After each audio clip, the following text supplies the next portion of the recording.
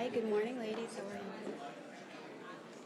you? Okay, good morning, everybody. Before we begin today's town board meeting, we just wanted to take a moment to honor Nassau Community College wrestling coach, Coach Schmidt. Councilman Dunn is going to say a few words about Coach Schmidt, and so I'll turn it over to you. Thank you very much. Thank you. Good morning. I wrestled since 1963 in junior high. I graduated in '68. I was on the varsity wrestling team at Division Avenue High School in Levittown. I was in the Marine Corps. I came out. I wrestled in the Empire State Games. I officiated for over 20 years high school wrestling. I was with Friends of Long Island Wrestling. I am with Friends of Long Island Wrestling for the length of time that they're in existence, about 25 years. And I know wrestling. And we have the cream of the crop. We have the best of the best right here in Nassau County. I'm going to introduce to you right now Nassau Community College, national champions in wrestling. Now, guys, would you stand up and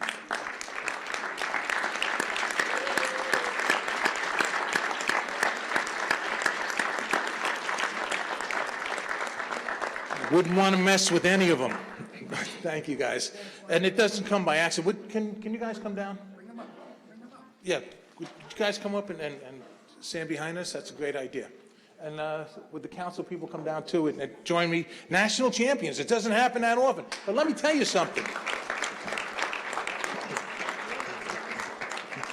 Out of 30 years that this gentleman's been coaching over at Nassau Community College, Paul Schmidt this is his 9th national championship team. 9 times out of 30. Unbelievable coach. And he always gives the credit away. He says, Coach Scarlett and Coach Vogar, stand up, guys. These are the guys in the room with them, rolling on the mat with the guys. Come up here, too. Come up here and be in the photo with us. Now, Paul Schmidt, Paulie, we love you. You've been so good to Nassau Community College, to the students. Now, let me just tell you a little bit about Paul. He's got, this is his 9th championship, national championship, not just New York State, not the East Coast, national championship. He, let's see, he was named District Coach of the Year 16 different times. He was he's in the National Wrestling Hall of Fame. He's in the new National Junior College Athletic Association Hall of Fame, and he's in the Nassau Community College Hall of Fame. But the big one, the National Wrestling Hall of Fame, is in Stillwater, Oklahoma, which is, only the best of the best go there, and he's in there with our guys. He's in the Coaches Association's Leadership Academy. He's a mentor there, and that's an invitation bestowed to only a few coaches in the entire nation. That's how well the nation thinks of this guy.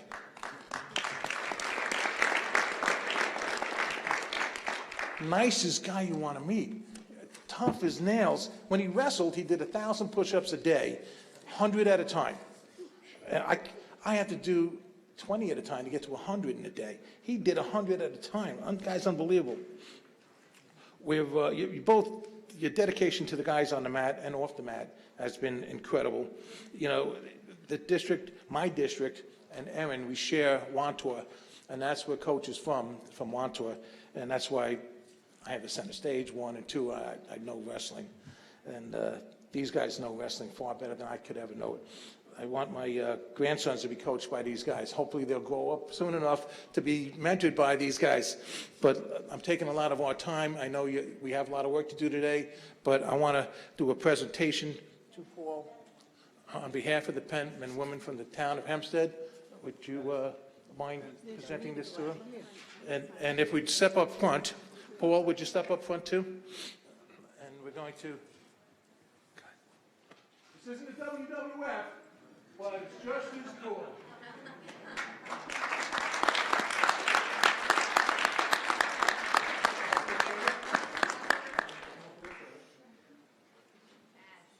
So, Dennis, were these guys you were telling me back in the room that you could take?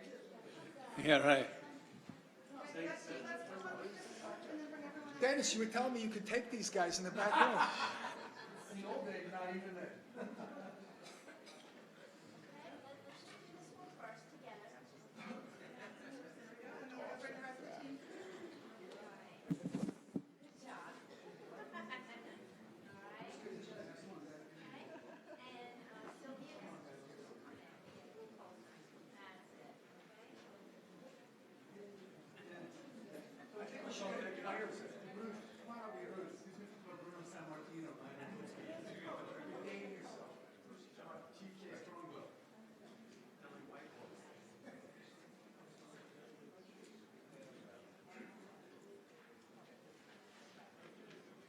Just a real off the subject. Coach from Hempstead High School called up Coach Schmidt, and he went over to the little kids, the middle school kids. He said, there's such more talent there, we just need coaching, and he's been mentoring these kids over right across the street at Hempstead Middle School. This guy is, I love this guy. Okay. Good? All right, everyone look right here at me. Here we go. 1, 2, 3. Good. One more time. Give another shot. 1, 2, 3. Okay. All right. Is it?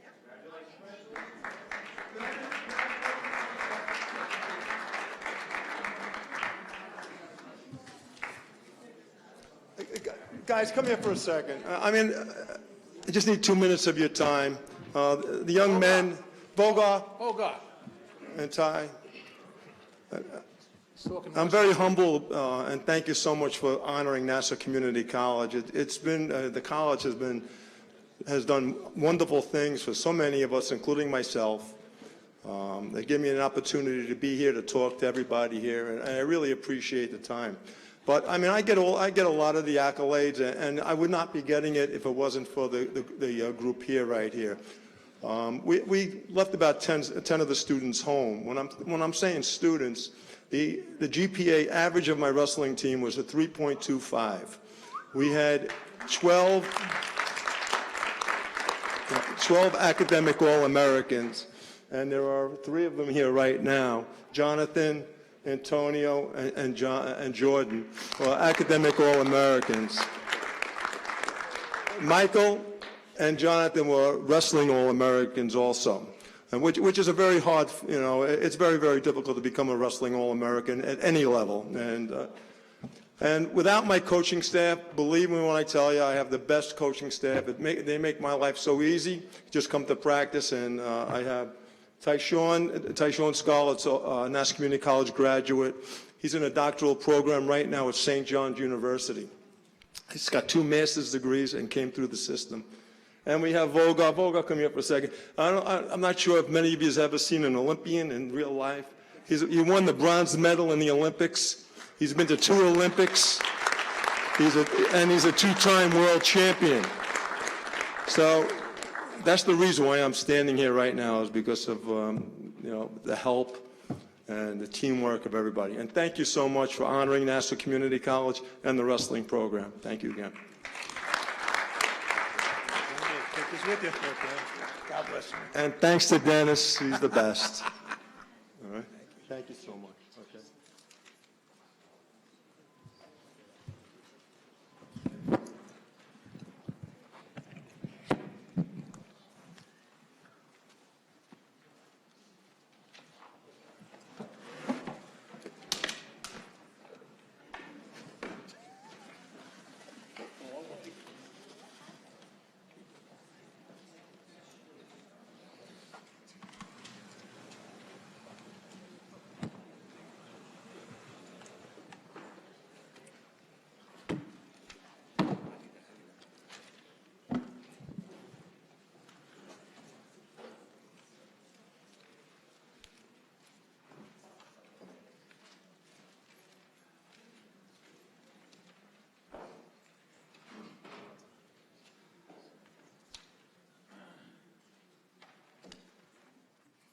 Good morning, everybody. I'd like to welcome you to this regularly scheduled town board meeting.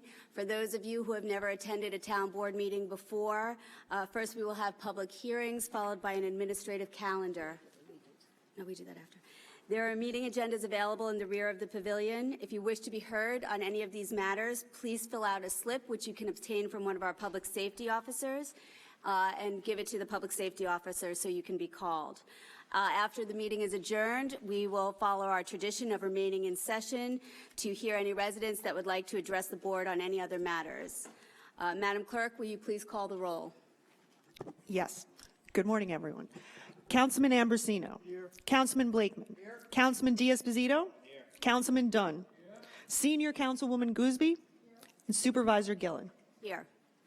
Would everybody please stand for the Pledge of Allegiance? And I'd ask Councilman Dunn to please lead us in the pledge.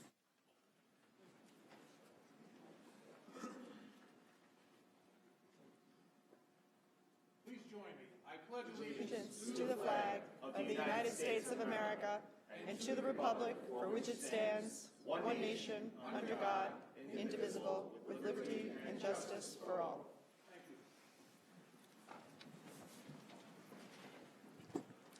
One other thing before we begin our town board meeting. We have a participant in our Camp Anchor program named Joseph Barbella. He is a young man of 18 years who has autism, and he has left his home sometime between 1 and 3 a.m. and is missing in Franklin Square. So anybody who lives in the Franklin Square area, I would ask you to please check your backyards, sheds, behind fences. It's imperative that we find this young man before the snowstorm hits this evening. So anybody who's in that area, if you would please be sure to check your backyards. He did go missing in February. We found him in between two fences, but after a very long search. So please spread the word. Okay. Madam Clerk, will you please call our first public hearing? Petition of Commissioner of Buildings to demolish and remove the detached garage and remove all litter and debris from the property in Baldwin. I have a slip from Rory Gordon.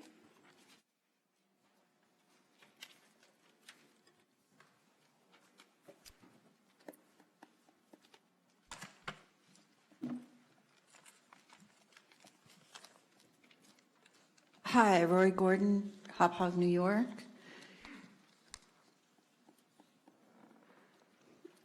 Can we go through this step by step, specifically how these Chapter 90s work?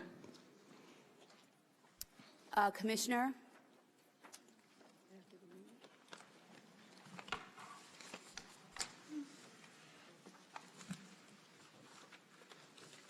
Good morning, Supervisor, members of Town Board. Good morning. Can you speak to this specific public hearing? Yes.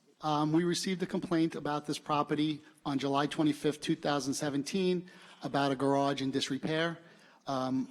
We continue to monitor it. At this point, the structure is in poor condition, but basically the back of it is 90% of the south roof is missing. The front door, the garage door is gone, so they have plywood securing it to hold it in place. I presented the town board with pictures of this, so you're all aware of that. And our professional engineer of record basically states that it needs to come down. Thank you. Is that just the garage or the whole building? This is just a garage. Okay, so the building is in good shape, is what you're saying? I'm saying that the building doesn't need to come down at this time. Okay, and I did not see, it said here in the specifics on the website, the survey recommendation is attached here too. Where is it? What is the question? Okay, number 5, as no effect to correct the existing unsafe and dangerous condition has been made, it is requested that this town board render a decision for the premises are unsafe and dangerous, hazard, and a public nuisance, and that Commission of Buildings forthwith demolish or remove the detached garage or remove all litter and debris from the property. That gives the location, and then it says Town of Hempstead in accordance with survey recommendations attached here too, and that the town be reimbursed pursuant to Section 90-13 of the Code of the Town of Hempstead. I couldn't find the attachment. It might not have been put online, but the attachment was provided. We can get you a copy of that. Okay. Thank you. Thank you, Commissioner.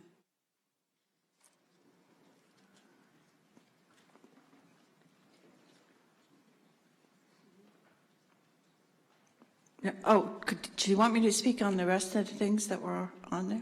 We're just speaking on the first public hearing. Do you have anything else to say about this number No, one? but I have something on number 2. Okay, well, we're only talking about number 1 right now. So I should leave and then come, okay, I'm not sure how it goes. Okay, thanks. Is there anybody else who would like to be heard on the first public hearing? Hearing none, may I have a motion? I move that the public hearing be closed and accepted. Second. Madam Clerk, please call the roll. Councilman Ambrosino. Councilman Blakeman. Councilman Diaz-Bazito. Aye. Councilman Dunn. Senior Councilwoman Gooseby. And Supervisor Gillen. Aye. Madam Clerk, please call the second public hearing. Petition of Commissioner of Buildings to demolish and remove the 2-story wood frame mixed-use building with detached 2-car garage and remove all litter and debris from the property in Uniondale. Ms. Gordon?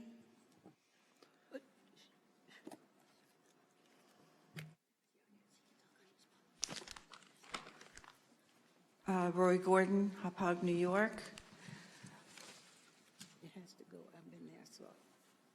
In this particular situation, is this building coming down? Commissioner?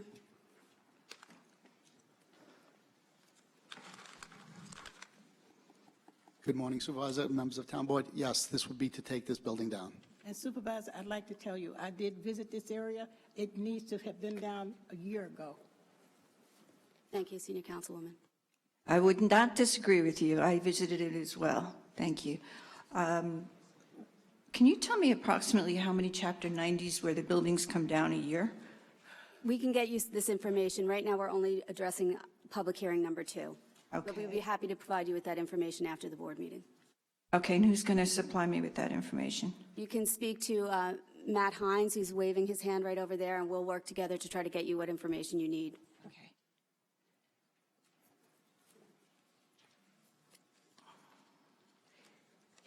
And what's the next process with this building? What happens next? After it gets approved by the Town Board, we will have an asbestos test done to determine any asbestos. We'll have the asbestos removed, and then we will, depending on the results of that test, have it demolished. Okay, and who determines who demolishes it? It's either A, by our contractor that we have on record already, or we will put it out to bid. Okay, and who is the contractor of record? Lou Ruggiero.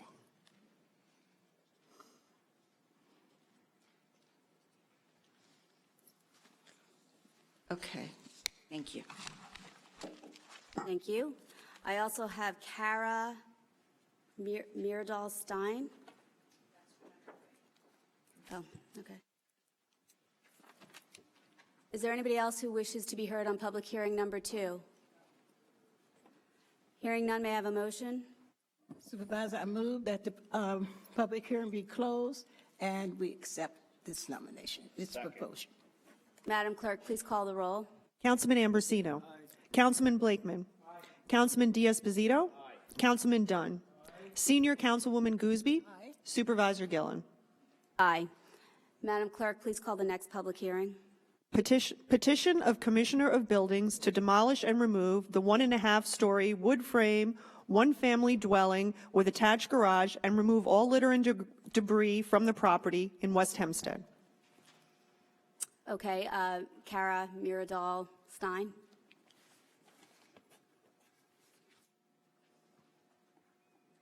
Good morning. Actually, it's Karen Oh, sorry, looks like. Migdal, M-I-G-D-A-L. I'm from the law firm of Stein, Weiner, and Roth. I represent the mortgagee on this property. We have been pursuing foreclosure actively since it's a 2016 index. We have received a granted order of reference, and the numbers and the figures have been presented to the Supreme Court. We're requesting a stay at this point because we are awaiting a signed judgment of foreclosure. We do have actively people interested in bringing the property down at a private cost rather than a town cost. But until I get a signature from a justice, my client is not willing to go into the property at this point. I have spoken with the commissioner I spoke with the town supervisor and the man who did the survey that's submitted for your review, and we're asking for a stay at this point so that we can proceed on our own rather than at the town's cost.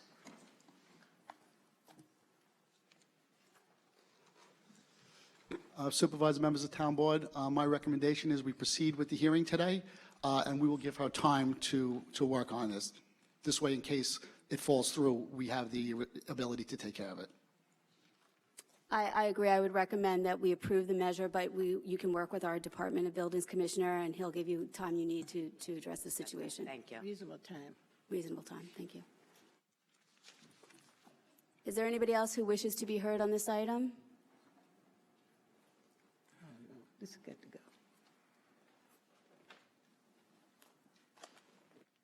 I have the same question on this item. It also says on the website that the town of Hempstead, in accordance with the survey recommendations attached, and they are not attached. We'll get you a copy of the survey. Okay, and when you say you're going to give these folks time, do you put a time limit on it? It's a reasonable period of time. What's considered reasonable here? Anything is possible in the town of Hempstead. I thought reasonable in my litigation would be 2 years. We're into like 6, so that's why I'm not trying to break your chops, but We typically give 30 to 60 days to resolve the issues. Is that correct, Commissioner? So 30 to 60 days. I mean, if they're on the brink of getting the foreclosure action and they're going to hire a contractor to do the work instead of us, you know, they might extend it, you know, a couple more weeks. But we try to work with them if they're doing the right thing and there's progress. thank you, Councilman, appreciate it. Is there anybody else who would like to be heard on this public hearing? Hearing none, may I have a motion? Move the public hearing be closed, petition be adopted. Second. Madam Clerk, please call the roll. Councilman Ambrosino. Councilman Blakeman. Councilman Diaz-Pasito. Councilman Dunn. Senior Councilwoman Gooseby. And Supervisor Gillen. Aye. Madam Clerk, please call the next public hearing. Proposed local law regarding parking or standing prohibitions in Hewlett and North Merrick. I have no slips on this hearing. Is there anybody who wishes to be heard? Hearing none, may I have a motion? Second. Madam Clerk, will you please call the roll? Councilman Ambrosino. Councilman Blakeman. Councilman Diaz-Pasito. Councilman Dunn. Senior Councilwoman Gooseby. Supervisor Gillen. Aye. Madam Clerk, please call the next public hearing. Proposed local law regarding arterial stops in or near Westbury. I have no slips on this public hearing. Is there anybody who wishes to be heard on hearing number 5? Hearing none, may I have a motion? Move the public hearing be closed and the proposed local law adopted. Second. Madam Clerk, please call the roll. Councilman Ambrosino. Councilman Blakeman. Councilman Diaz-Pasito. Councilman Dunn. Senior Councilwoman Gooseby. Supervisor Gillen. Aye. Madam Clerk, will you please call the next public hearing? Application of VS Central, Inc. for a permit to include existing gasoline service station within GSS district and to maintain existing improvements, including 3 pump islands, 82 by 26 feet canopy over pump islands, operate self-service, and operate a convenience store in conjunction with the existing repair facility at 360 Central Avenue.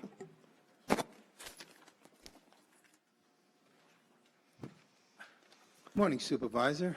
Good morning. Would you please state your name and address for the record? Honorable members of the board, my name is Kevin O'Brien from the firm of Murphy, Bartow, and O'Brien. Office is at 22 Jericho Turnpike, Mineola, New York, here this morning representing the applicant. I also happen to have here with me this morning Mr. Chris Tartaglia, licensed professional engineer, principal of High Point Engineering. They are the design professionals who prepared the plans which are before the board. Just before I get going, just off the record, I just wanted to sort of comment or commend the town board in as much as Chris and I present applications throughout the Nassau-Suffolk County metropolitan area, and I've never seen a town celebrate its residents and its institutions as much as you do. So, I mean, it's just terrific because we go to all the different towns and stuff, and to see that Chris was actually a wrestler himself. I was a wrestler myself as well, not nearly as accomplished as these guys. But, I mean, it's just terrific to see that, that you take the time out to recognize these people that truly should be recognized. So I just thought I would comment off the record. Back on the record, this is an application of VS Central Inc. involving an existing gasoline service station in Valley Stream, of course, the unincorporated area of Valley Stream, though we are just kind of breathing on the borderline of the incorporated area of Valley Stream, which is located at the northwest corner of Central Avenue and Clarendon Drive. So just briefly, and the board probably knows, but I'll just take 2 seconds out. So why we're here before the board seeking this sort of relief. And back in 1974, the town adopted an ordinance indicating that all gasoline service stations should be located within the GSS zoning district in order to continue to operate. So we have been operating actually since in or about 1956 as a service station. But what the town did is they kind of came up with this amortization schedule saying that by a certain time you need to be in the GSS zoning district. And while most of the service stations have, there are a few stragglers out there, such as this one, that in order to remain and continue to operate as a gasoline service station, that's really the principal reason that we're here. Now, there are certain also kind of reasons that kind of bring us to the table. And in the gasoline service station business, as Mr. Tartaglia can tell you, because he's involved with this on a daily basis, that, it's an ever-changing bit of regulations involving the service station industry. One of the principal ones involving the underground gasoline storage tanks, where in the county, has indicated that years ago used to be steel tanks, then you have single-wall fiberglass tanks, and then now double-wall fiberglass tanks. So when we make those sort of changes to be in conformance with the town requirements, we made the application because the county changed its regulations, stating that, you cannot have underground storage tanks which are single wall over 30 years old. So the applications had been made to replace the underground storage tanks in accordance with those county requirements. So now we're here to make sure, essentially, that we're, operating while we are what would be considered a pre-existing non-conforming use. We're a service station that we'd like to be in the town's, correct zoning district, which is the GSS overlay. As far as the actual, so at this point in time, the building permits were issued, the underground gasoline storage tanks were replaced in accordance with the county's and the town's requirements, and now we're just trying to kind of finish up the rest of this aspect of it. We'd like the ability to operate self-service at this location, but while operating self-service, still being mindful of the fact that between 7 a.m. and 7 p.m., providing split island service for seniors and handicapped that are seeking full service at those particular times. We'd also, there's a little office area which is operates, we'd like the ability to operate as sort of a snack shop, convenience store in conjunction with the repair facility that's currently operating there. Now, we are mindful that the site is relatively, tight in size, and what we're looking to do is as best we can, and I could possibly, defer to Mr. Tartaglia on this one, to see what we can do to, increase the aesthetic appeal of the location, perhaps supplement the landscaping. I know, Chris, that you had, done your, you had worked on a landscaping, but perhaps maybe you can just maybe mention to the board. Yeah, what are the do steps. you have a rendering of what this would look like when you're finished?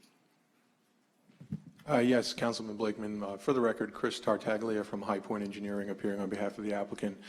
So typically we use these screens, but I understand they're not working, so we came across today with the hard copy rendering that you see off to my left.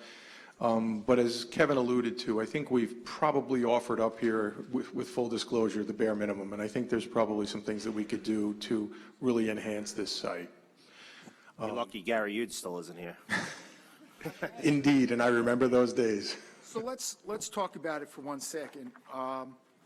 By the way, I appreciate that you are making an application to conform, but I look at this site, and I've driven past it 100 times in the last 6 months. What can you do to clean the site up and beautify it? You've got signs that are there that are very unappealing. You've got a roof line that looks like it's in disrepair. You've got equipment outside. You got stickers all over the windows. It's really not a very appealing site. And I think for a small investment, you could probably clean it up and make it look really nice. We have some, really good operators here in the town that have really improved their sites, and it actually has increased their business. It was a good investment for them. So tell me a little bit about what you think you can do, because, this picture here, it's a very, very unappealing. And, the village of Valley Stream is doing great things. They're upgrading their retail areas, and this is right on the border of Valley Stream, and I'd like to show the village of Valley Stream that we're doing our part as well. So tell me a little bit about what, you actually don't have a picture of what this would look like, rendering, after you're done? Yeah, as far as the aesthetics on the building and canopy, we weren't proposing a lot of changes there, but I think we're going to discuss some of those today. And I believe Kevin's going to start with some of the signage and the other stuff, and then I'll speak to the landscaping, which is also very important. Councilman, you're absolutely correct. Been there myself, spoken with the property owner as well as the operator of this location. I couldn't agree more. And I think you're right. I said when a place looks good, I think it improves their business. Sometimes under the mistake of promotional, type of things, they think that's going to assist their business, and I think it actually detracts.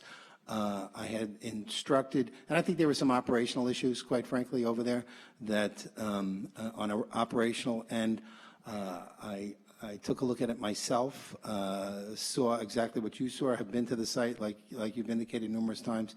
Operational issues, I believe, have been addressed. All the signage that they had, I've instructed, and they have removed. So if you actually go there today, you would see that any of the signage and stuff like that you may have seen in the past has all been removed. So I think there are operational issues that we can absolutely address that would both be aesthetically appealing and would assist in the operation of the business.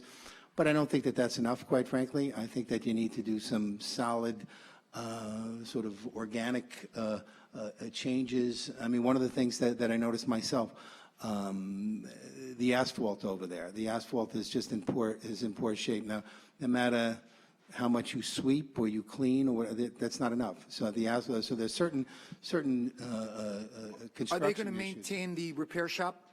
Yes. So the repair shop is going to be, and even there's an operational issue, because I understand that what they do is most of their business, I think, comes from a local dealership. So that was one of the reasons I had noticed that there were unregistered vehicles at the location, because the vehicles hadn't been sold. But I think what they were doing, quite frankly, is dropping off too many vehicles at a time. So they really have to just kind of really more, once again, operationally piecemeal work that, so that this way you don't have this stacking of, and if they can't repair a vehicle that day, they should bring it back to the dealership or whatever it is, so that this way you don't have this unregistered vehicles. So once again, that's more in the operational end, which I've spoken to them. I think we can easily make those sort of adjustments, but I think, Mr. Tartaglia can address the fact that there are certain structural or basic improvements physically that have to be made to really bring it all. So what I would if I may, before we go into that, just obviously I share Valley Stream with Councilman Blakeman, and I just have a few questions, I guess, sort of on the safety aspect of it. Obviously, working to clean up the site is paramount. Like Bruce said, the Village of Valley Stream is working very hard to, do their best with their village. But some of the things, I know the visit by the building department was only on March 8th. I'm sure things are getting worked on. But, some of these issues are pretty important. You know, the fact of having not enough area around the electrical panels, the 55-gallon drums with unknown liquids in them. There was a few mentions of electrical hazards. You know, anytime there's electrical hazards and fuel, obviously can be a huge problem. You know, we really need to make sure that these things are taken care of and squared away before anything moves forward. Because I think the last thing that not only Bruce and I, but anyone on this board want to see is a complete disaster at a gas station. Just a couple weeks ago in Island Park, we had a fuel truck that was putting fuel into the ground. Driver pumped in, had static electricity, lit the tanker on fire. Could have been a disaster. Thankfully, the fire department stepped up and, you know, into action right away. But it's those things that we can sort of react to. It's these things that we should be proactive about and really address them before it becomes an issue. Councilman, I couldn't agree more. Familiar with the Island Park situation. Fire department did a fabulous job. You know, there and sort of the beauty of upgrading is, you know, the kind of equipment that they had years ago isn't necessarily the kind of equipment that they have now, where now you've gotten, and Mr. Tartaglia certainly can go to this, where they're automatic shutoffs, or they're all this stuff that where it just, you know, basically everything gets shut off by all these sort of upgrades. But you're absolutely correct. I personally, when I became familiar with this, instructed that everything be addressed, and I believe it has. So I will coordinate, and I welcome a further inspection, you know, by the building department, so that we can make sure that everything has been addressed. But I believe most, if not all, have. But I'll certainly reach out and coordinate with the building department. Yeah, because there was a good amount of electrical issues. Understood. Okay. Okay, I'm concerned about the bathroom and the fact that the bathrooms are totally unsanitary. You don't even have paper in there. There's no light switch that works. I don't know why you brought this to us until some of these things were done. I mean, this is really, how could he operate and treat people in this manner when they're coming to buy gas and paying money for him? How could you do this? It's really terrible. I could tell you a lot of other things that I see here. Yep. Oh. Okay, and you didn't even maintain a space, 3 feet of clear space in front of the electrical panel, which I think he just finished talking about in the mini mart. And you had 13 days to clean all of this up. How much of it's been cleaned up? It is my understanding, like there's certain things such as there's some paperwork type of things where there are open permits that need to be resolved. I don't believe that those have been, because that takes, you know, some time to resolve the paperwork issues. So let me make a recommendation, because I echo my colleagues and their comments. It's fortunate that we have a former fire chief on the town board, and Dorothy has a lot of experience on this board. She's our senior councilwoman. So, you know, I think they're absolutely right. And what I'm going to recommend to the board is that we reserve decision on this, but finish your presentation, then go back to your client.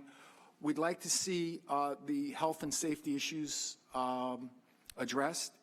I would like to see a rendering of what the property is going to look like, and we'd like confirmation that the restrooms have been upgraded and that they'll be properly serviced.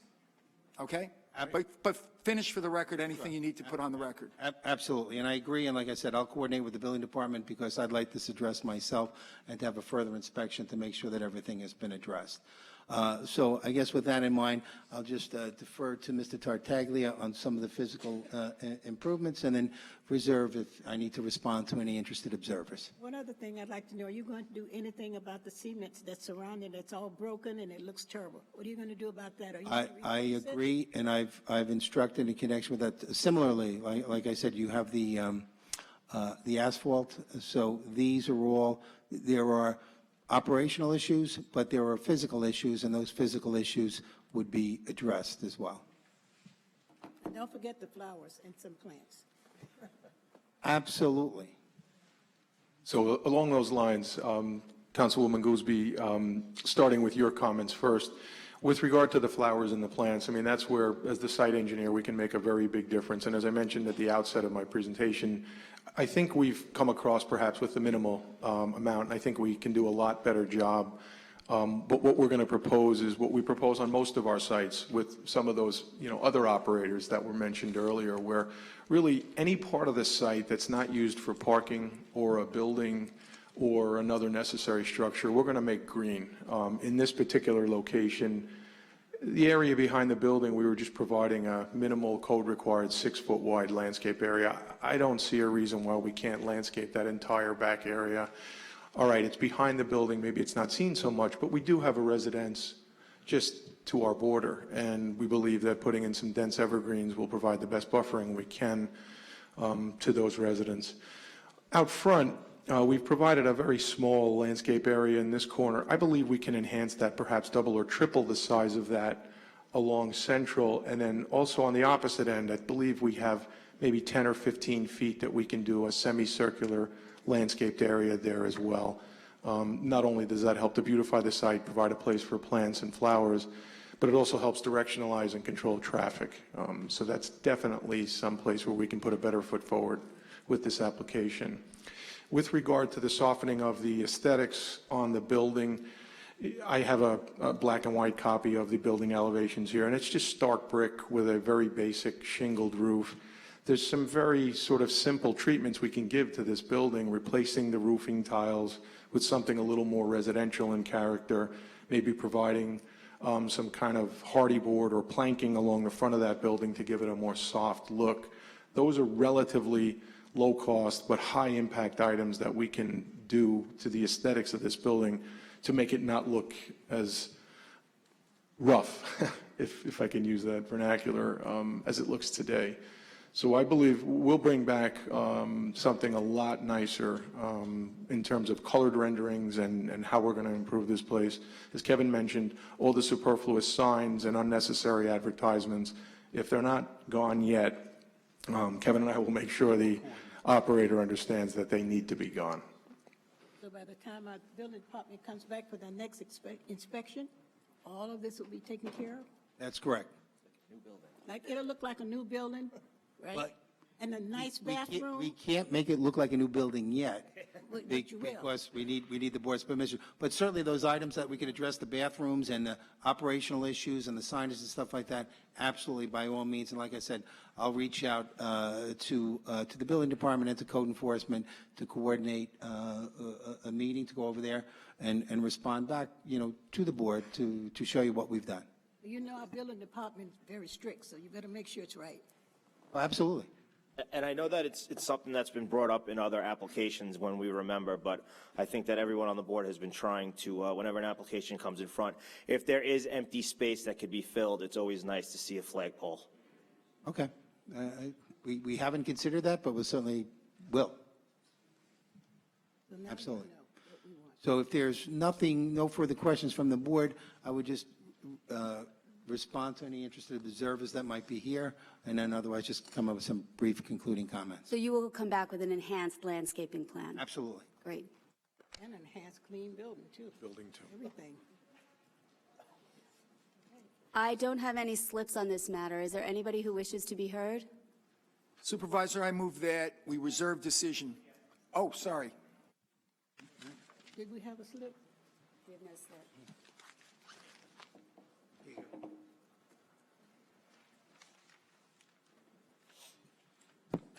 In answer to the question, and I heard, I guess, offline, there was no specific slip to this issue, but because of the discussion that took place, I felt as a taxpayer I did have a right to question or at least comment with regard to the situation at hand, if that's okay, Madam Supervisor. Thank you, since you are the one presiding.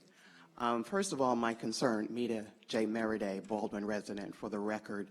My concern initially is the fact that we as residents and taxpayers do not have the benefit of looking at this information tabled or not, because I believe I heard that the screens were broken.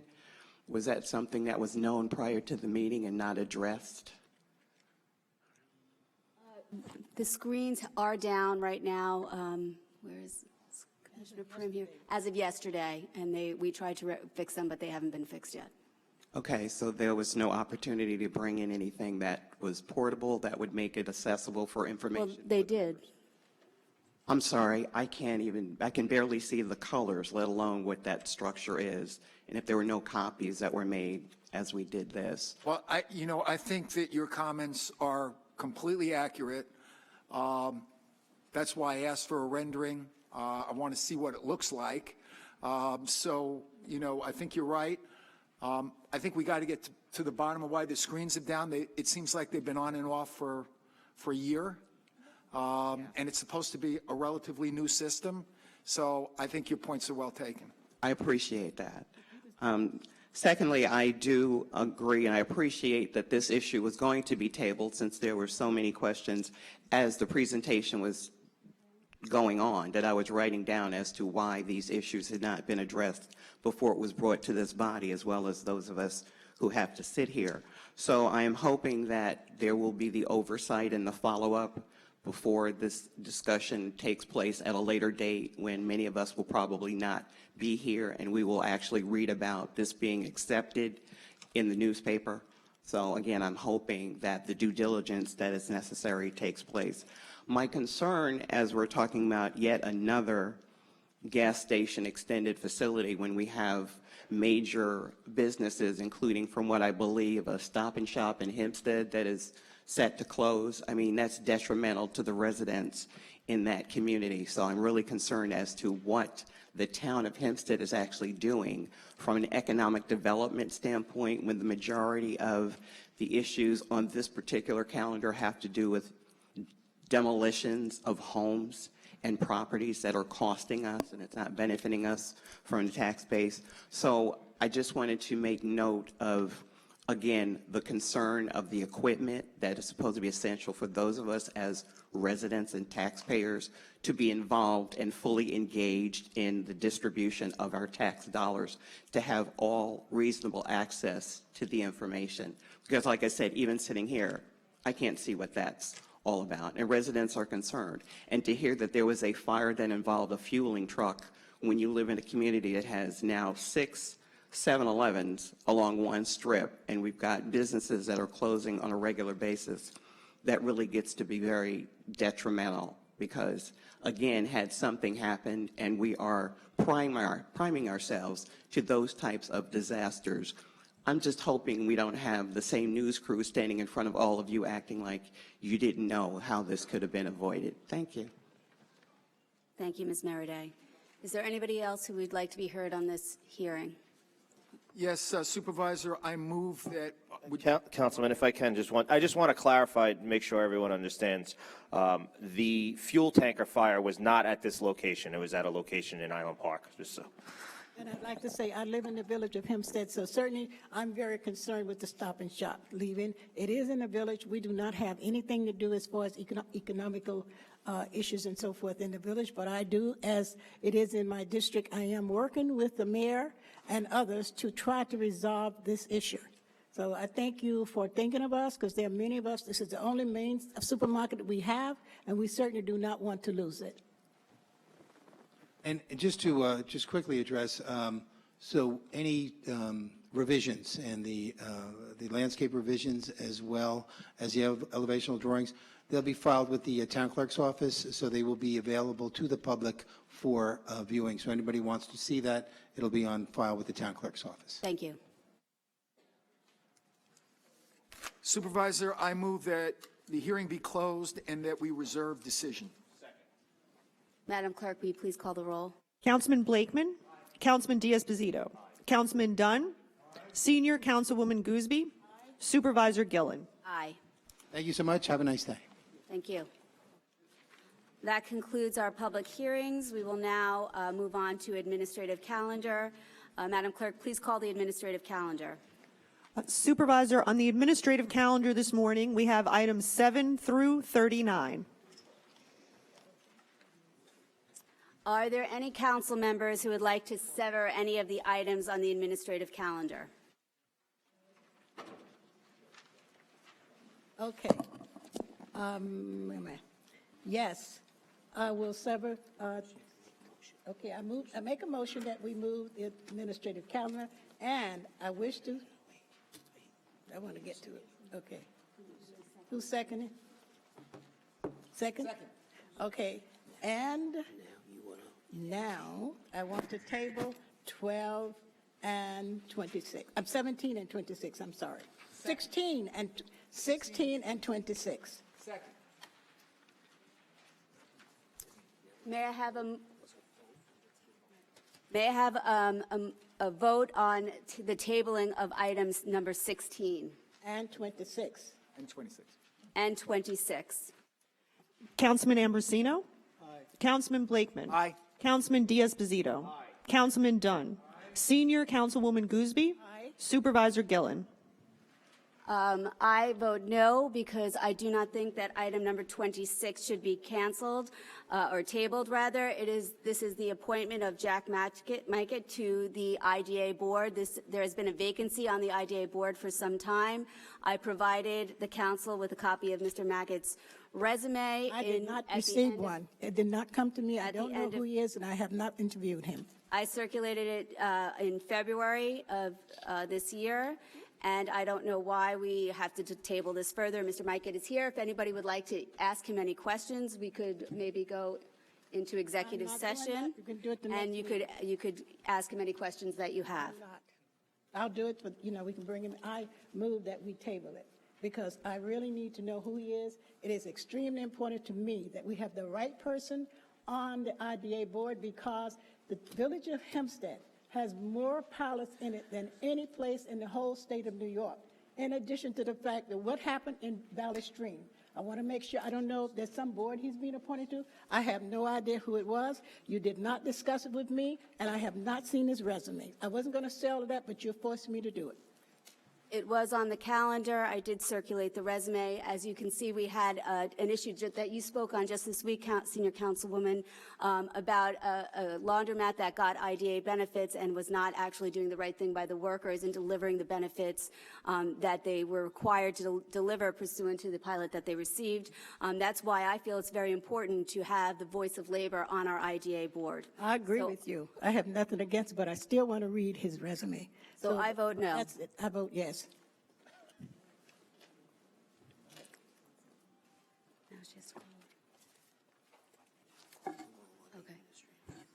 Madam Clerk, will you now call the roll on the rest of the administrative calendar?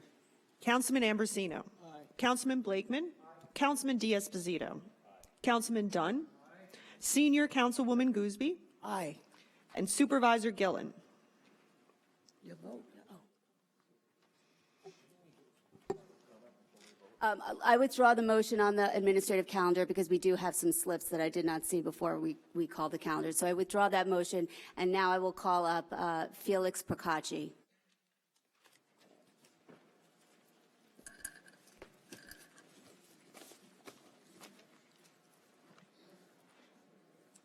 Felix Procacci, 1165 Bond Street, Franklin Square, New York. On items number 13 and 14, the advisory services and the bond counsel, the details of that, the cost and all, wasn't put on the website. The law, which was passed back on February 2nd, 2012, requires that any municipality, government agency that has a high-speed website provide the details of the resolutions unless it's not practical to do so. And the non-practical situations are if, let's say, the documents that needed to be put on the website were like G-size drawings and you had 100 of them, and that's not really practical to have scanned in, although if you have AutoCAD, I could do it for you. You just plot to a G-size, you make a separate rendering on your document, and you can do that. So you can put really large drawings, providing you have them in electronic format, which is we don't do here. And so the thing is, the most critical things that isn't put on the website regarding these two issues is the cost for those. So technically, they're not noticed properly. They're required by law to have the full description, because I don't think that the documents are in a state where it's onerous to put them on the website. They're all A-size drawings. It's very easy to do so. Mr. Ra, do you have something to say? I did not put forward these resolutions, so maybe the person who did can speak to this. It is on, I didn't check the website myself, but the materials were given to be put on the website, and I spoke to someone this morning who told me, in fact, the materials were there. The backup is there as to cost. So I don't know. I don't have a computer or a phone with me to check, but I believe it's on there. I have it available to you to give to you, but the board certainly has it, and it is on the website as far as I know. I looked at it this morning, so I always get the latest in case sometimes I know when you update it, you don't really put on the website when that would be a good thing if when you update, like sometimes you make a mistake and then you update the resolutions, but you don't put a date. So people might think they have the latest and then they used to append additional things. But I looked at it this morning and there was the front page of both these, the beginning of the contract, and then that was it. It went into the next resolution on the detail section. So there was like the front page of it, but there was missing pages. That's what I saw this morning. I double checked each one of them. Why can't we just disclose that now in public? It's okay. I'd rather get the documents if you're going to post them, because once again, it's a matter of doing your proper research and not an ad hoc kind of response. I agree with you. I want to make sure that everything is put for the public on our website. So I'll make sure that we do a better job of making sure everything is there. And one thing that would be really good is those details, if you would put them in PDF searchable format.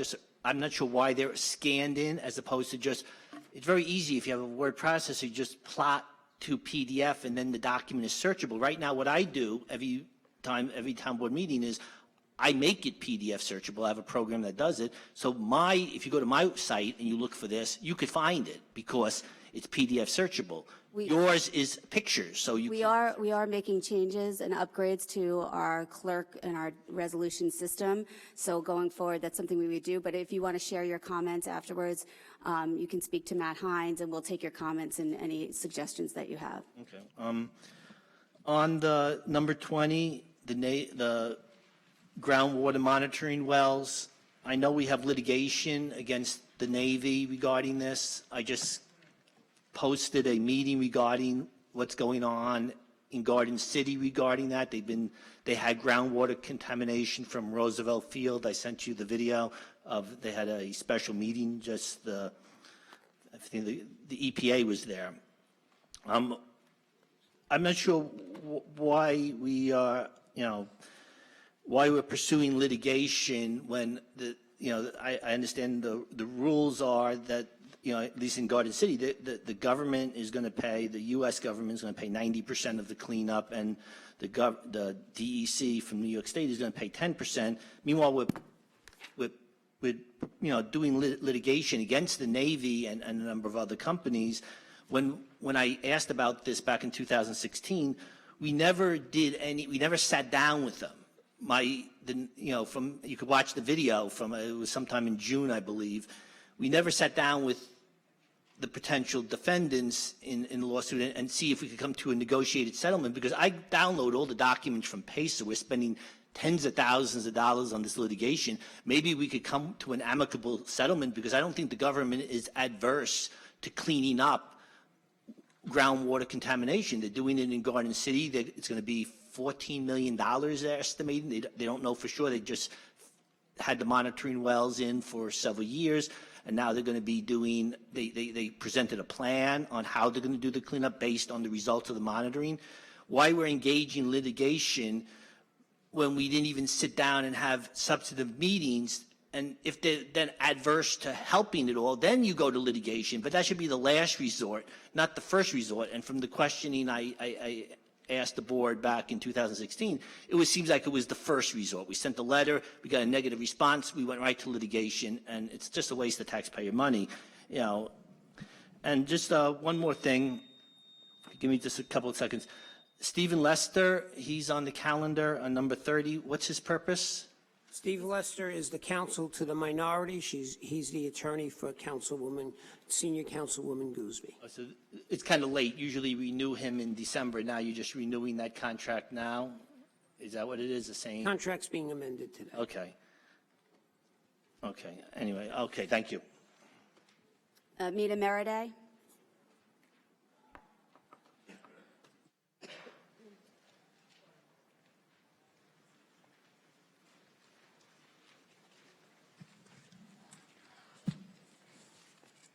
Mita Meriday, Baldwin resident. Okay. I've already commented with regard to items 7 and 8, my issues with leading off this administrative calendar with demolitions. We need to do something about that. Item 12, question as far as authorizing decrease, increase, what for? Mr. Conroy, I believe we're just moving money from one account to another account. Is that correct? Again, what for? Excuse me. I'm sorry. I'm sorry, I can't hear you. I said I've already addressed 7 and 8. But we're talking about item. Talking about item number 12. Thank you, Supervisor. The 18 budget, excuse me, the 17 budget called for the payment for 5 board members, the Housing Authority. They have since added 1 board member, so we are basically at a cost of $1,750. So we are funding it by way of appropriating from fund balance $1,750 to cover that cost. Again, this is a 2017 issue. But we budgeted for 5 in 2017. Correct. And they have since added 1 up and above the budget in 17. Who did? The Housing Authority. This is a Housing Authority issue. Who approved it? The Housing Authority. But it was. This has nothing to do with this town board. What we do is we fund the Housing Authority on a reimbursement basis. So what they did is they filled the position with 6 board members. The budget called for 5. We are appropriating from general fund the cost of the additional board member of $1,750. And you said it was from a fund balance, so something is not going to be lost in housing because you appropriated this fund for a budgeted individual that wasn't, an added individual who wasn't budgeted. An added individual. Who wasn't budgeted. Who was not budgeted, correct. The means by which to reimburse and get paid for that is through fund balance. Why couldn't they stay with 5? That's a question you'll have to pose to them. Well, I can't pose that if you've already appropriated the funding. We never got an opportunity. They filled the position. I believe they have the authority. Maybe the town attorney can help me. They filled the position. The position was compensated, and we're reimbursing accordingly. And the means by which to reimburse is to appropriate from fund balance. Are we required to reimburse, Mr. Conroy? Yes, we are. We're required to reimburse based upon a decision that was outside of a budgeted amount. So we can just say if we want to add more people to this body, you can decide you want to add somebody else, and then we have to pay the cost of that? Is that how that works? Mr. Rao, you want to? I believe there's a vacancy, and that's what's being filled. But he just said it was budgeted for 5 people. Well, okay. We had budgeted for filled positions. We didn't budget for the vacancy. Welcome to the town of Hempstead. Thank you. Thank you. Okay, 13 and 14. I concur with Mr. Procacci's concerns about that. I'm just curious as to how many actual bidders were reviewed and submitted with regard to 13 and 14. And None. There were no bidders? No. So you just accepted a single proposal? I haven't voted yet. Okay. So this was accepted on a proposal based on what recommendation? These are professional services contracts. I'm not sure who recommended these firms, actually. Ooh, this is getting interesting. I think the comptroller recommended them. Is that correct, Mr. Conroy? I had an input, yes. You had input, but that's not a recommendation. Well, in fact, I made a recommendation. I had a long-standing relationship with both bond counsel, and this goes back to my days at OTB. They are very, very creative. I believe them to be very comparable, very competitive, and I have made recommendation, and I look forward to working with them. Well, how is that competitive if it was all in, you yourself and you were the committee? So how is that competitive to include other people? I'm concerned that we're again dealing with issues that are taking us on a very slippery slope when we talk about Madam Supervisor, transparency and things of that nature. Yes. I have a problem with that. Mr. Conroy, isn't it true With respect to the general finance law of New York State, that as long as bond counsel is listed in the Red Book, they are deemed qualified, and Phillips Lytle is indeed listed in the Red Book? That is true, Councilman. So therefore, and you don't under law require competitive proposals as long as bond counsel is listed in the Red Book. We are not eliminating other bond counsel, we are adding bond counsel. This would be the third that we're adding, correct? There you We'll go. have three we will have three at this And point. they don't get paid from the town, but they get paid out of the issuance of bonds. It's based on a fee schedule, and it's a percentage of the bond issuance, correct? Thank you. But a bond is still a debt service that the taxpayers are responsible for, is it not correct?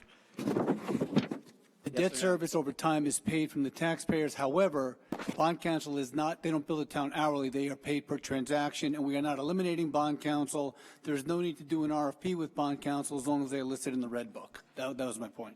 So no one else had any other recommendations from individuals who, I'm sure he's not the only person who's listed in that book. I think this town would take bond counsel in the Red Book because they would deem qualified. If other bond counsel wanted to submit, we would take it under advisement. Well, how would we know to submit it if this was an internal scenario, just because it was professional services? I think bond counsel are aware, and they constantly make recommendations to us to see if they want to be included on the list. Well, it's hard to make a recommendation when somebody has a long-standing, as was just put on the record, a long-standing relationship with someone. Isn't that kind of considered inside track? Absolutely not. Thank you. Well, let me ask you a question. I understand that the fees are set, they're not negotiable, is that correct? They are set, correct? So whether we were paying the XYZ firm or this firm, the bottom line is the cost to the debt is the same. Correct. Friends helping friends. Welcome to the town of Hempstead. Item number 19.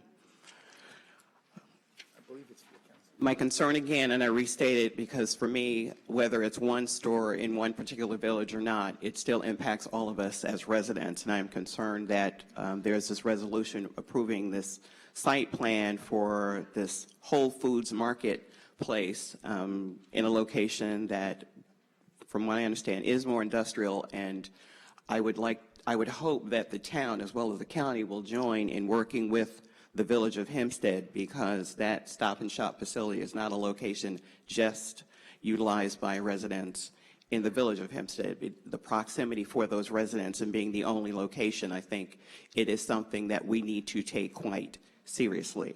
So it's just a note of that. Item 21, 22, 23. Granting 3 officials of the town of Hempstead with authority to sign documentation. I'm concerned about anybody signing anything. Who decided that? Who are the people involved?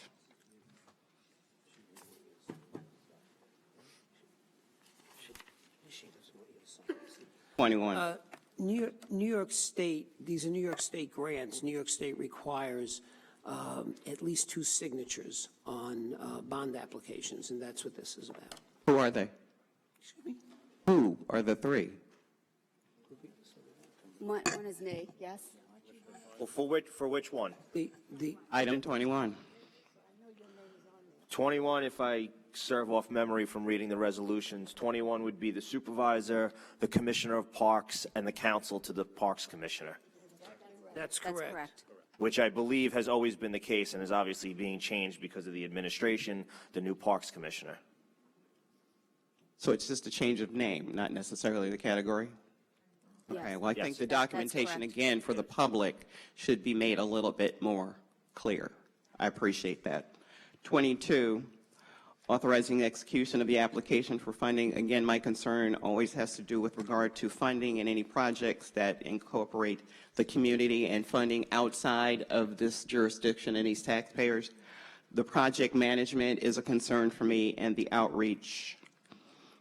These are GoSer projects. We're getting grant monies for these projects. Okay, but I'm just still concerned as to who is actually executing the work and the involvement, because we too often have outside contractors or personally related consultants, even though the relationships aren't determined until later. So I just want to again put that on the record. 22, what's the revisions for the funding application? What were the changes? It says revised application. What was wrong with the first one? Which number are you on now? I'm sorry. 23.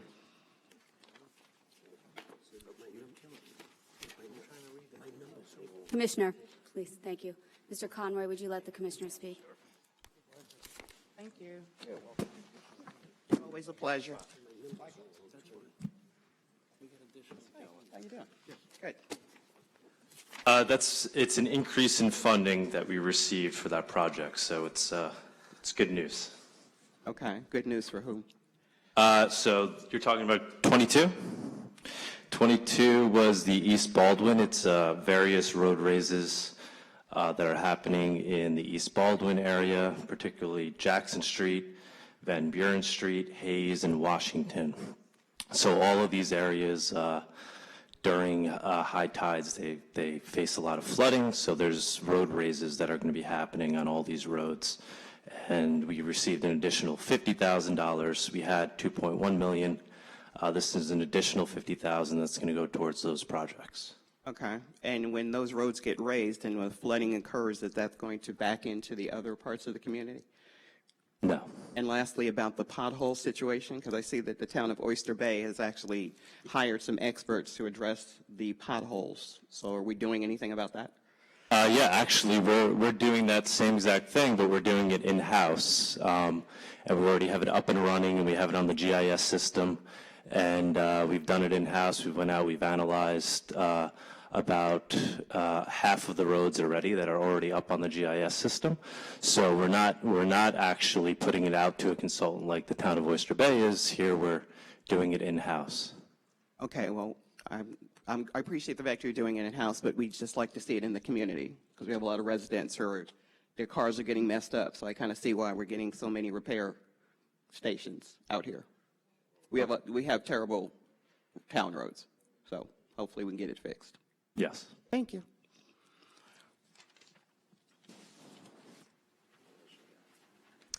Okay, lastly, I just want to, I guess the rationale. On 32, the rescinding resolution and awarding purchase contract, what was that about? Again, item 32, contract 30-2018 to Forte Payment System. Yes, this is with respect to an agreement to accept credit card payments. I believe this went out to bid with an RFP. This was the bidder that was the lowest bidder. Is that correct? That's correct, Supervisor. Thank you. Okay, so it's about saving money? Yes, it's about accepting credit cards throughout more town facilities, so it makes it easier for people to pay for services. Wonderful. Thank you. Rory Gordon.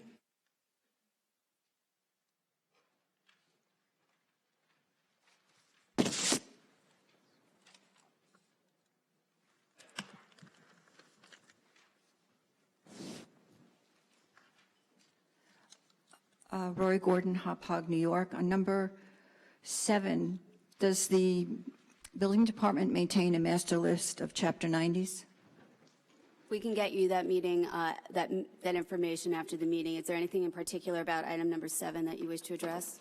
Well, yes, I see there's 17 properties, and it seems like an awful lot of properties, and I'm just wondering, I mean, how much money do we spend on these Chapter 90s in the course of a year? I believe what we're doing is we're putting an assessment on these properties.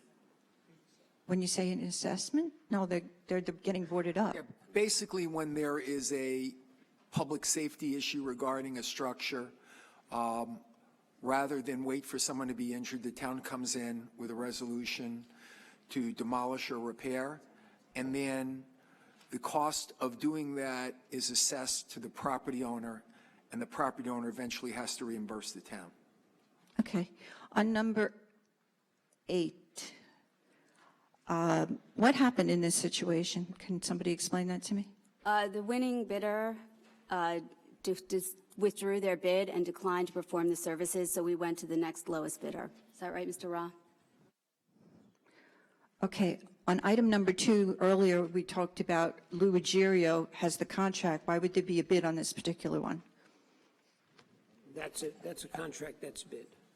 I'm sorry, sir? That is bid. What is Is that bid? your question? Does Ruggiero bid on it? Is that? No. I'm sorry, did I misunderstand? What's your I question? think she's asking if Ruggiero does the work, why are we denying a different bid from someone else? That's close enough, yeah. well, it's probably, the building commissioner can probably tell, it's probably a different, Ruggiero probably bid on a certain, commissioner type of explain? work, and this might be a different type of work. Well, can the commissioner explain what's going on here? Because this Yes, seems he's- pretty it's lengthy. coming right up. Okay. Good morning, Supervisor, members of the town board. What happened in this specific location is there was so much asbestos inside of this house that it would be astronomical to have it removed due to the amount of debris inside of the structure. So what we do on these cases is we put it out to public bid. In this case, there happen to be 5 bidders, and they demo it as a controlled demolition. So that's why it was done that way. So it's beyond the normal routine board up. That is correct. So Lou Ruggiero said he didn't want this job? Because I don't even see where Lou Ruggiero was a bidder. It went out for bid. I think you think that's a good thing. I think it's a good thing. And yes, he did bid on it. Okay, where are the bids? How come we don't get to see the bids? The bids were published on the town board and accepted on June of 17. What was the date? Because I certainly didn't see it. I'm sorry. June 20th of 17, the bid was awarded ASB Contracting, and they told us they had personal issues, and then at the end, I was waiting for a letter for them to say that they were declining doing the job, and once we received the letter, now we're going to the second bidder. Okay, what I don't understand is if Ruggiero has a contract, he gets all of the work unless he decides he doesn't want it. Is that how it works? No, that is not how it works. How it works is if it's an emergency job, they are given to them because he already has a contract with us. If it is a job where the house is full of debris and it's unable to remove all the debris, to remove the asbestos, it has to be done in a controlled environment. That was not part of the original bid with him, so anytime we have to do that, we put that out to bid. In this case, Lou Ruggiero did bid on it, but he wasn't the lowest bidder or second. How do you determine an emergency job? You know what, we'll talk, do you have anything else specific to say about item 8? We need to move things along. I'd be happy to have you meet with Matt and with the commissioner afterwards to answer some of your other questions. These meetings have been going on for 6 hours, so we need to kind of expedite things.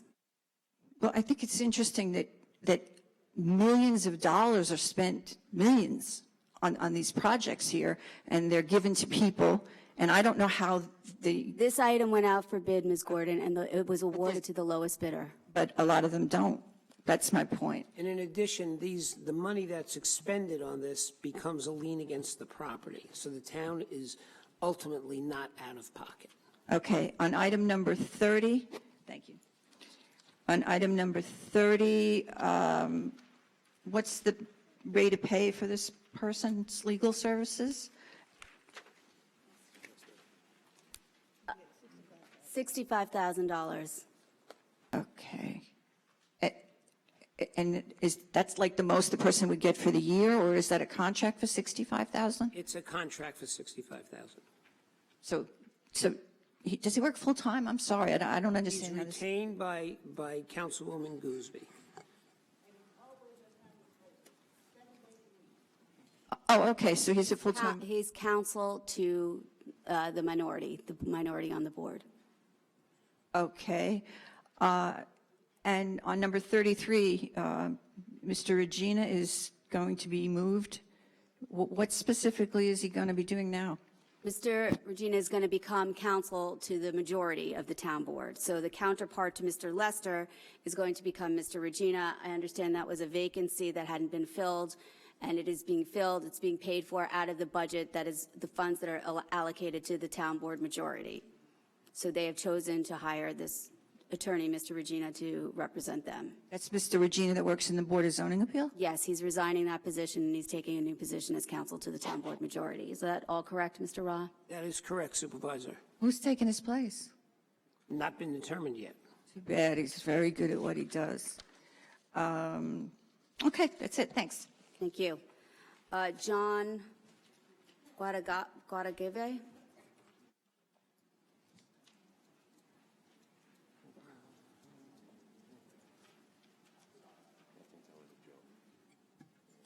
John Guadagave? He may have left. I think he spoke on he was here on one of the items of the table. Okay, is there anybody else who wishes to be heard on the administrative calendar? Supervisor, I just have a few questions regarding item number 33.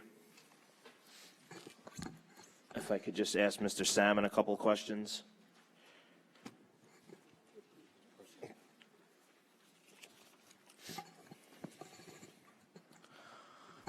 Morning, Supervisor, members of the board. Good morning, Mr. Salmon. Just so I can get an understanding, so I can kind of keep track for myself.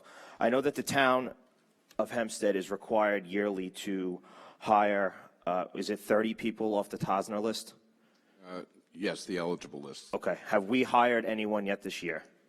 No, sir. And so what I'm getting to is there are people on this resolution that are from the list. 5 of them. Yeah. 5 people, okay. And of the people that are on the list, any disciplinary issues? Not that I'm aware of. Okay. That's my only questions. Thank you. He said no disciplinary issues on the calendar, right? Of any of the personnel? Any of the personnel? Without saying names, you answer yes or no. Yes. Okay. If you want to go to executive session, we can discuss that. I mean, is it anything that is serious that affects them moving and taking this position? I don't believe the department considers that to be a problem. Okay. Well, I will take the recommendation of Mr. Ra. You want to go to executive session? I don't, as long as Mr. Salmon doesn't think that there's an issue. What I'm saying is if you want to discuss the particular employee, there could be a motion to go to executive session. I'm okay. Does any of the other board members have an issue? I'd like to know what it is. Need a motion to go into executive session and a second. Okay. Board will adjourn to go to executive session.